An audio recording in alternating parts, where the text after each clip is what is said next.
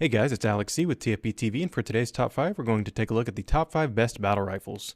For the purpose of this list, a battle rifle is going to be a military service rifle firing a full power cartridge.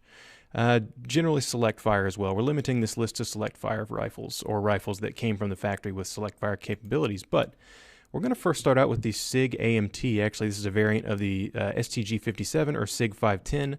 Very cool rifles. We've done a review. They've got that wonderful beer keg charging handle that you'll find on K11s, K31s, and things like that. These are just really cool rifles. They've got some great features. They're roller delayed blowback, but one of my favorite things they have is this winter trigger that comes down in case you're wearing big, heavy winter gloves in Switzerland, as this is a Swiss gun.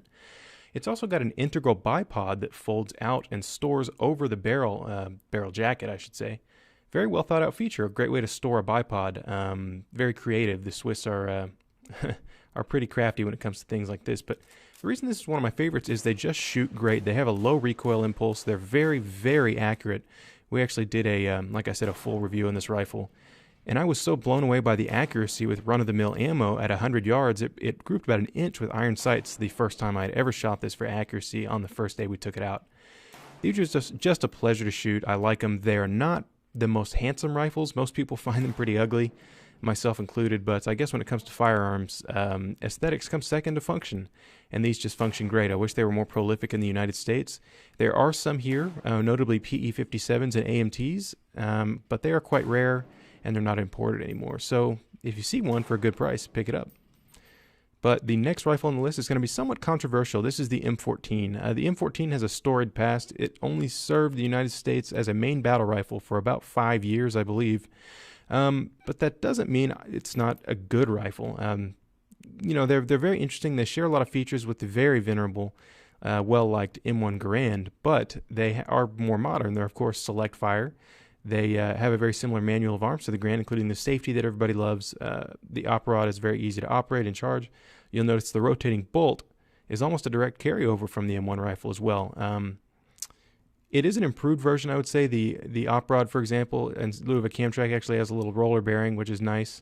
The selector switch is located on the back. By the way, this is an M1A. I just put a GI stock in and a dummy selector to look cool. But magazines come out. They hold 20 rounds of 7.62 by 51. On full auto, these things are pretty beastly. The pivot point is right at your wrist, so it's best to go ahead and keep that on semi. But one thing I do like is it's got this wonderful shoulder thing that goes up that makes the rifle deadlier.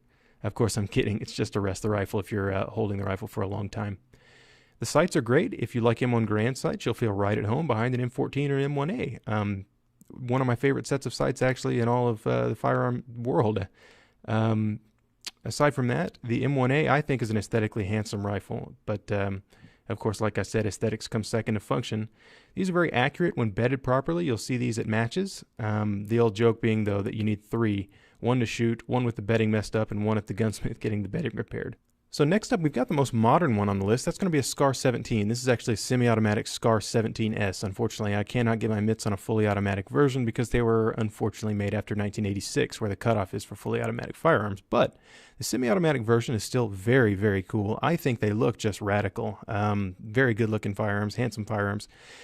The best thing about these, I think, is the manual of arms. If you've shot an AR-15 and you feel at home on an AR, then you will really like this. The position of the safety, the way the magazine releases, the bolt catch, all of that is fantastic. I also like that the stock folds and stows great. You can shoot it with the stock folded, which comes in handy if you're a vehicle crewman or something like that. It's also got an adjustable cheek riser if you're running an optic, which is very nice. I also do like that the front sight on the gas block folds forward and stows very nice and naturally. Of course, they come from the factory with a very nice and effective muzzle brake. Now, one thing I don't like is the reciprocating charging handle. It's got quite a slapper on there, and I put an aftermarket one to run an ACOG. Now, these do weigh an impressive 8 pounds, 6.2 ounces, or in metric, 3.806 kilograms. So all in all these features combined with just excellent shootability make the SCAR 17 a very great candidate for one of the top 5 battle rifles, and that's why it made the list. So next up is definitely a crowd favorite, and that's going to be the FN Fusil Automatique Léger, or FAL rifle. The FAL is a rifle that is loved by many. They called it the right arm of the free world for a good reason. Pretty much every NATO member, sans a few, including us stubborn people in the United States, adopted the FAL in one form or another. They're great looking, they're very reliable, 7.62 by 51. The manual of arms is excellent, and they're very easy to maintain, which is my favorite part of the rifle. Like I said, the manual of arms is great. Magazines flip out by extending your pointer finger, and then they rock out and rock in naturally. The charging handle is on the left side of the gun, which is great and optimal. And of course, they do have a bolt catch and a bolt release, which is nice. Aside from that, on full auto, they're a little difficult to control. It's noteworthy that the British military adopted these as the SLR rifle, self-loading rifle. But they eliminated the full auto capability. They left the safety sear in there, which is interesting, but they did away with the setting for full auto. Maybe a good choice. Having shot these on full auto, I can tell you that it's really not a whole lot of help. Semi-automatic is where these shine. But I did mention ease of maintenance. You can see the rifle fully field stripped for cleaning here. There's just a few parts. Take the parts down, wipe them down, clean the bore, throw them back in, and you're ready to go. It's easy to see why this rifle was so well loved by the men who carried it.